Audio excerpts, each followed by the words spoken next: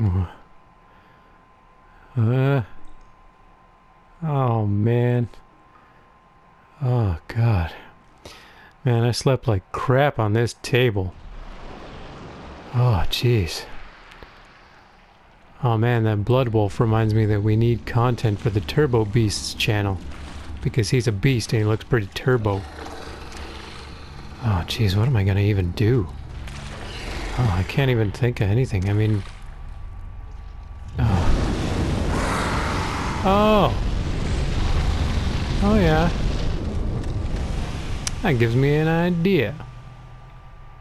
I think what I'm gonna do is tell some stories to these little guys and my audience.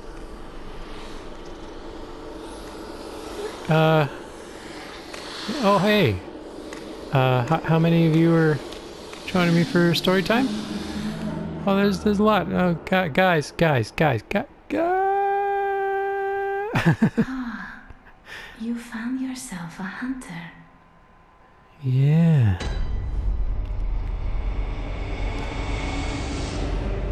Whew.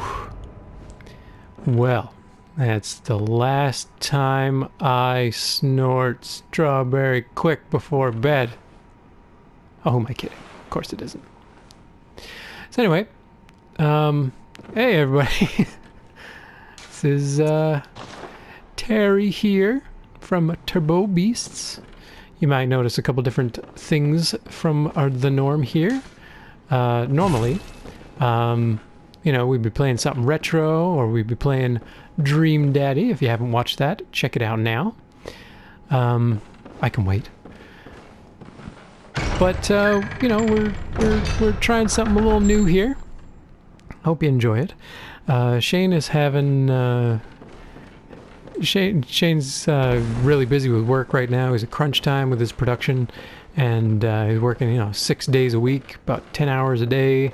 He's having a hard time getting sitting down to really have to find time to really be doing any Turbo Beasts in our usual fashion. So I figure what we can do is, you know, I've got a bit of a surplus of free time compared to him, so we figured we'd try something a little different. See if you guys like it. So I am gonna try and do some story time stuff. Bad dope. Bad. Spank you in the bum.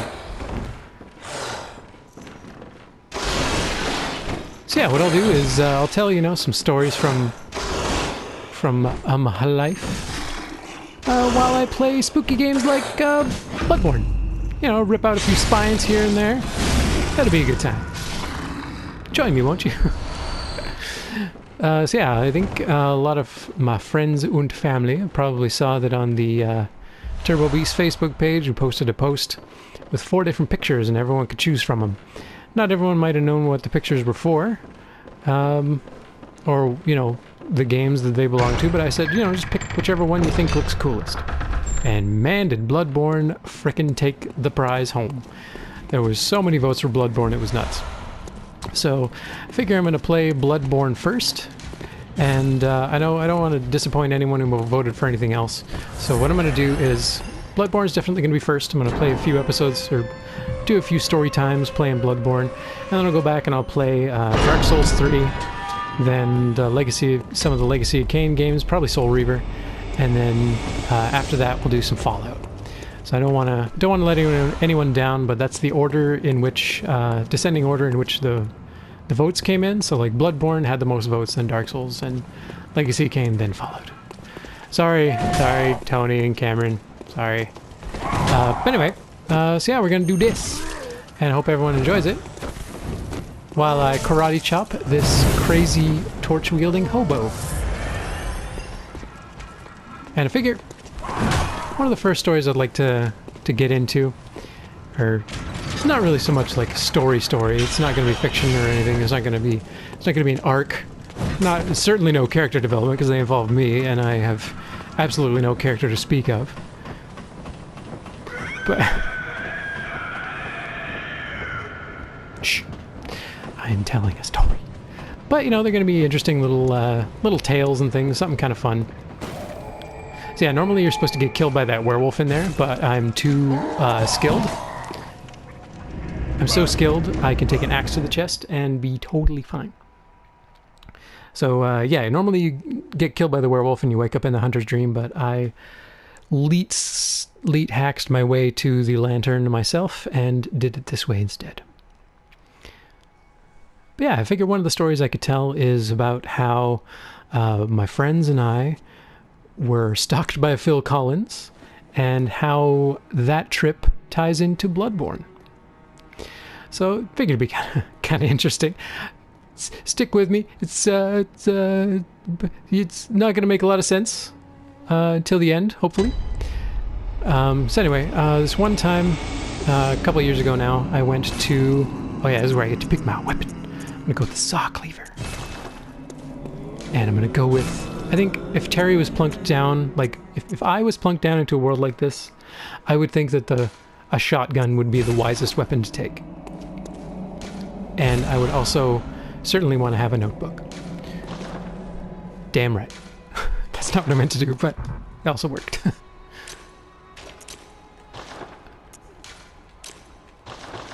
So a couple years ago, there was a toy show that took place in Victoria, which is the capital city of BC, and it's on Vancouver Island, which is just off the coast here.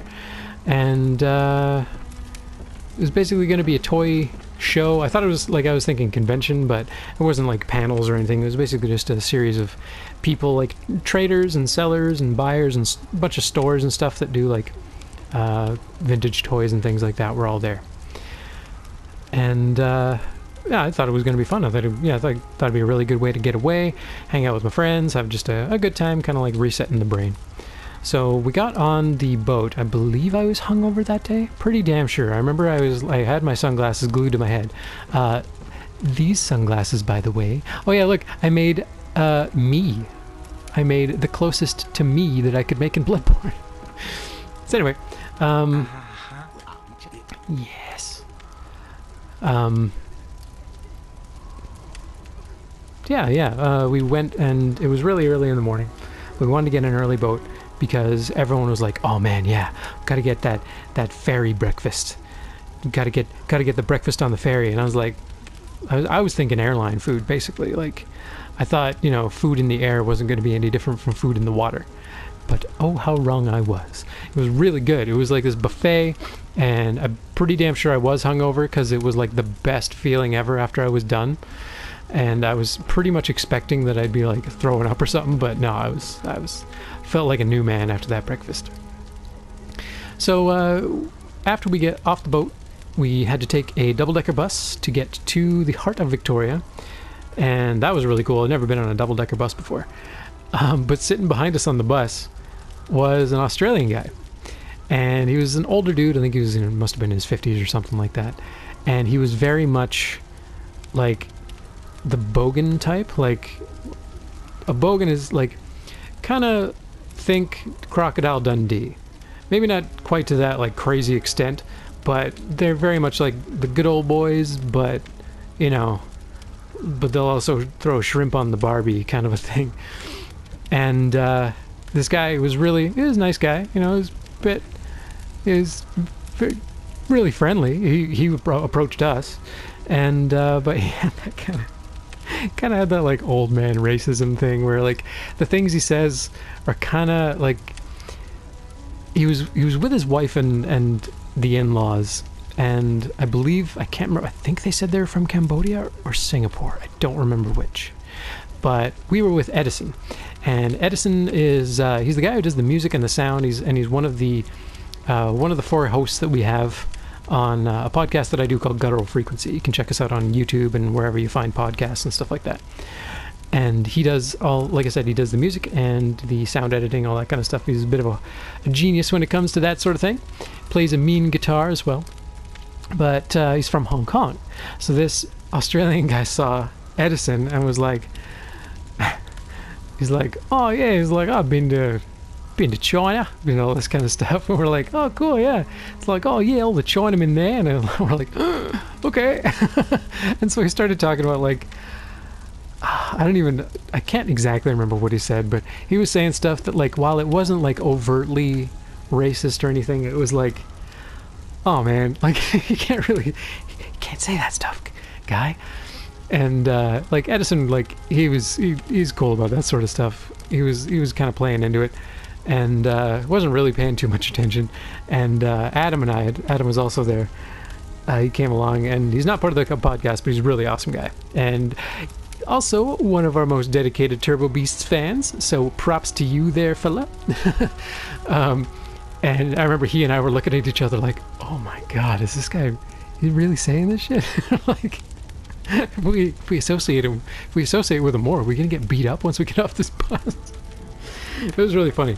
And I actually wound up seeing that guy like a couple weeks later in Vancouver. Like, he was just walking around, and I was like, oh shit. I didn't say anything because I wasn't sure if he'd like start spouting off more diatribes. But yeah, he was a nice guy. He was friendly enough. So we get into the heart of Victoria itself, and we start walking around. And I think one of our first stops was a Value Village, because I can't remember exactly why. I think Tony was looking for like, we were going to a toy show, so I think Tony was checking out like toys. He had toys on his mind. Tony, by the way, also another member of the podcast, is a whiz when it comes to toys. Like, that dude, he knows his thing. He knows his stuff when it comes to toys. And that, like, you might think you're above liking toys at your age, but I mean, if you are, like, why are you on this? Why are you on this channel? Like, this channel is rooted in nostalgia and like adults enjoying the things of their youth. So, you know, it's like toys are for the people who love them. And I think, you know, it shouldn't be a kid's thing. It should just be, you know, people like what they like. It's cool. And man, Tony, when it comes to toys, like, he knows so much stuff. Like, he knows things about where they're made and all this kind of stuff. Anyway, so we're going and looking for these toys, and we go to the Value Village. And while we're in the Value Village, we hear that I Can Feel It Coming in the Air Tonight, that song by Phil Collins, that do doom do doom do doom do doom doom do. And I think we heard that, and that's when we were like, oh man, this song. So we all started singing along to it. We're enjoying ourselves. Are you out on the hunt? Yeah, I'm actually telling a story. Then I'm very sorry, but I cannot open this door. Fine. Don't care. I am Yosefka. Oh, hi. The patients here in my clinic must not be exposed to infection. Think I'm dirty? I know that you hunt for us, for our town, but I'm sorry. It's okay. I mean, Please. This is all that I can do. Yeah? You giving me some of your blood? Now, that's cool. Go. And good hunting. Alright, well, thank you. I'll remember that. Oh yeah, your weapons can... Every weapon in Bloodborne, melee weapon anyway, has a trick form. So this one's pretty rudimentary. It just kind of extends. You get more long range and more sweepy attacks out of it. And then you get in here and it's kind of nice and quick. It's a very, very good weapon to start with. But I will definitely not be using it for the rest of the game. There are much more fun weapons later. So, yeah, so we think, oh, cool, Phil Collins, whatever. Didn't think much of it. And so after that, we went to a bunch of other stores, and if you haven't been to Victoria, you should definitely go. It's a really cool place.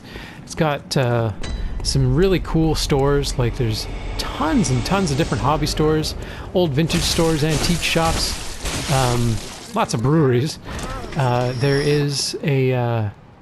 we call it Diagon Alley from, like, Harry Potter, but it's this little old... well, it's in Chinatown in Victoria. There's this little, like, really narrow alley. It's maybe, like, you could barely get 2, maybe 3 people across to actually fit comfortably down that alley. I'm pretty damn sure it'd be maybe 2 at most. Or no, 3, yeah, about 3 people. Anyway, and we called it Diagon Alley because it just had so much weird stuff in there. There was like a really cool occult shop. There was all these little teeny little stores, and each store was maybe like a closet. Like, they were really small. Some were a little bit bigger, but for the most part, they were like tiny little stores. And each address, because like all of the numbers on the doors were basically like such and such B, like, you know, address number like 1234 B, because it didn't constitute a whole new set of numbers because this tiny little alley was so damn small. And these little, like, stores and stuff were, like, basically no bigger than someone's bedroom, like a tiny little room. It was really cool. So we're walking around downtown Victoria. Oh, you must be a hunter. I am. And not one from around here either. I'm not from around here. A fellow outsider. Hi, Gilbert. I'm also You must have Gilbert. had a fine time of it. Yarnum has a special way of treating guests. Yes, with axes Well, I and don't think I could torches. stand if I wanted to, but I'm willing to help if there's. I can stand, I can run in anything that circles. This town is cursed. You're cursed. Whatever your reasons might be, you should plan a swift exit. No. Whatever can be gained from this place, it will do more harm than good. I don't know about you, dude. I'm having the time of my life. Pale blood, you say? I didn't. Never heard of it. But if it's blood you're interested in, you should try the Healing Church. The church controls all knowledge on blood ministration and all varieties of blood. Cool. Across the valley to the east of Yarnum lies the town of the Healing Church, known as the Cathedral Ward. Cool. And deep within Cathedral Ward is the old Grand Cathedral, the birthplace of the Healing Church's special blood, or so they say. All right, so Yarnumites don't share much with outsiders. you're sharing a lot. Normally they wouldn't let you near the place, but the hunt is on tonight. This might be your chance. Very cool timing of the church bell there. Or the, I guess, the clock tower? That's cool. Anyway, so we're walking around and we go into this one antique shop. And it has so much cool stuff. There's like creepy old vintage toys. There's lots of really cool old clothing. And there's a bunch of like vinyls and cassette tapes and stuff like that. So we're looking around, and one of the first things we find is, I believe it was a vinyl of Phil Collins. And it was the I Can Feel It, like it was a single. And it was the I Can Feel It Coming in the Air Tonight fucking track. So we're like, oh, that's quite the coincidence. And it would have just been a coincidence that we would have laughed off. But we wound up hearing that song like in 4 other places. We went to this really cool Chinese food place for dinner that night. The first night, we were only there one night. The night that we were there. And what's up, guys? I'm doing a story. No. Take you out of the knees. Sorry. That was fun. But anyway, yeah, so we wound up hearing this damn Phil Collins song, like in so many other places. At this Chinese food place, it played while we were eating dinner. And then there was one other place we heard it, I think. Oh yeah, the other place was, that night we went on like a ghost tour of Victoria. And it was really fun. But before that, it was middle of October, so it was really cold. And one thing we thought would be really fun would be to, oh, no!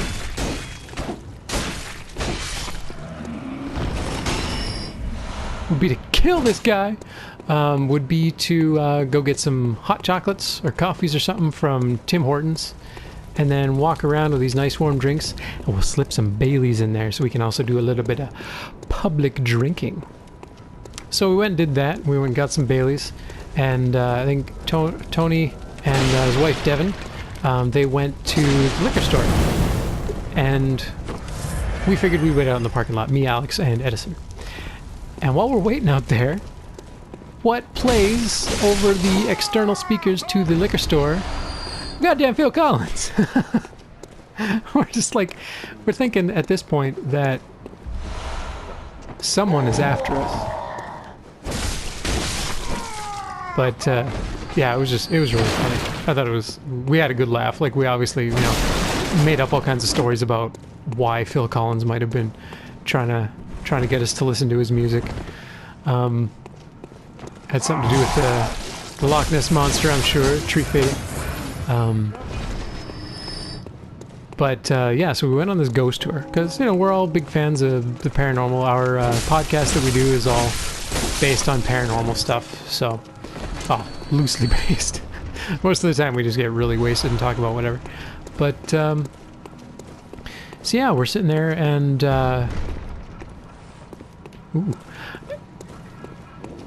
going on this ghost tour, and there's some pretty cool ghost stories. There's a hotel in Victoria called the Empress, and it is very, very hoity-toity, really expensive to stay there. You can go there for high tea. I believe the Queen of England, whenever she comes to BC, that is one of the hotels in which she stays, because it's just such a, like, rich people place. Whoa. Sorry, I gotta concentrate. Get some killing done. Whoop.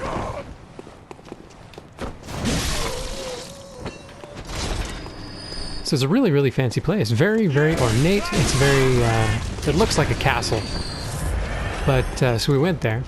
We didn't go there, but the tour guide took us close to there, and he told us a story about how there was one night a man was staying there, and he gets a knock on his door. And an old lady comes to his door. She's in her bathrobe, got her slippers on, hair and curlers, that sort of thing.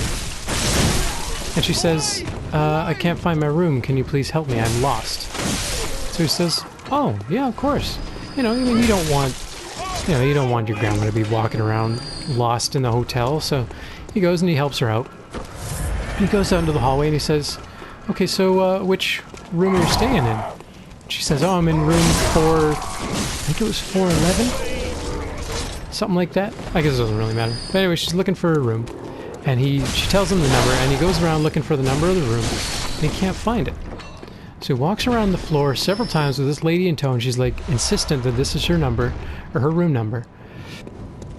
And so he gets to the end of the hallway where you would think this room would be, and there's obviously no room, it's just a blank wall. So he's sitting there, he stares at the wall, and he goes, like, I'm really sorry, I can't find your room.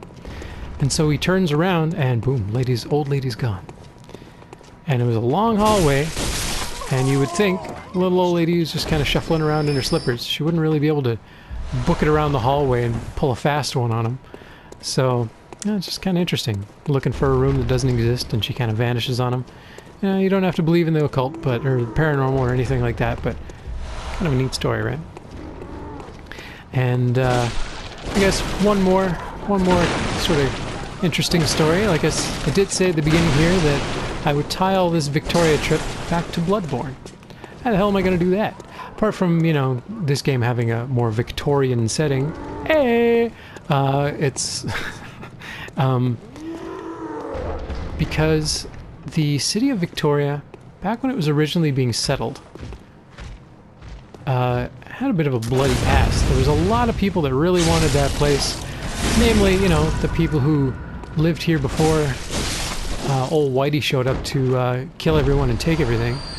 But there was also, I believe it was privateers, came and raided one of the earlier settlements that they had. And it was this fort, and it was a big stone fort. And they had cannons on the top of it. So the cannons, this place was, I believe the fort was under the command of a guy who was into the occult or something like that. And what happened was, the cannons fired on the privateers and wrecked their shit, essentially. So, upon the summary shit wrecking, the leader of the privateers who attacked the fort and got blowed up had his hand knocked off by one of these cannonballs. No, I don't remember if it was. I don't think it was privateers. I think it was actually someone accidentally fired a cannon in the middle of he was just screwed up or something, and a guy's hand got knocked off, basically by a cannonball. And the tour guide told us about this thing called a Hand of Glory. And, oh, stop it. Apparently a Hand of Glory is when you take the hand of a fallen foe, a foe that, yeah, the hand of someone who died, basically. Fuck you guys. You take their hand and you wire a candle to it. And upon wiring a candle to this hand, you could then use it, and what it would do is it would put enemies into a trance. And it would make it so that you'd have a greater chance at victory in battles. Pretty damn gruesome, and you know, I thought it was really cool. Made for a cool ghost story, or a good spooky story. And I later kind of forgot about it.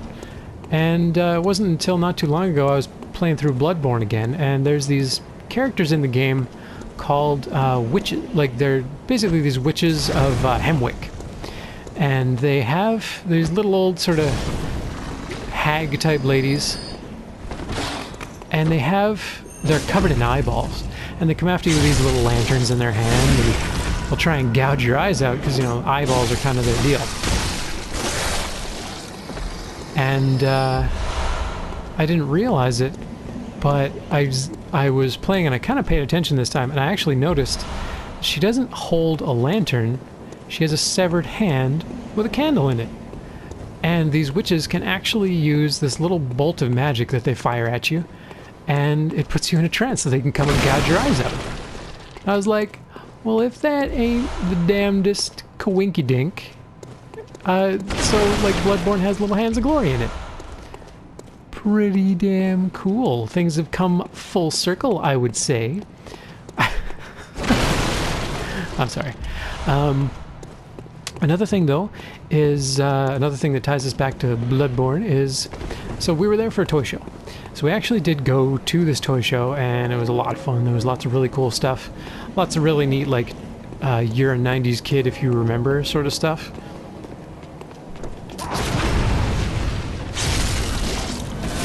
Fucking liver. And yeah, there's lots of really cool stuff like that. And so what we do, basically, yeah. So Tony, when he gets into like conventions or shows like that, or even especially around toys and stuff like that, things he's really, really interested in, he becomes like just such a charismatic guy. Like he switches on, you know, like. If you know anyone who like kind of gets into their element, and you know, they just like you can tell that they are in some place that they really love to be. So he was there, and you know, he gets in and he's really well known there. Like apparently he goes to this toy show all the time, and everyone knows and loves him and all this kind of stuff. Uh-oh.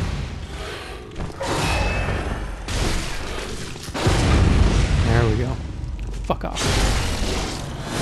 Off my ledge. So anyway, he goes and he's, you know, he's charming it up and all this kind of stuff. And he came away with all these really cool, like super expensive toys for super cheap because he was talking everyone up and all this kind of stuff. It was really cool. It was really cool to watch him work. But while I was there, I noticed there was a bunch of people who also sold like used games. And I was actually on the hunt for stuff by FromSoft, FromSoft are the guys who make these games, like Bloodborne and Dark Souls and all that kind of stuff.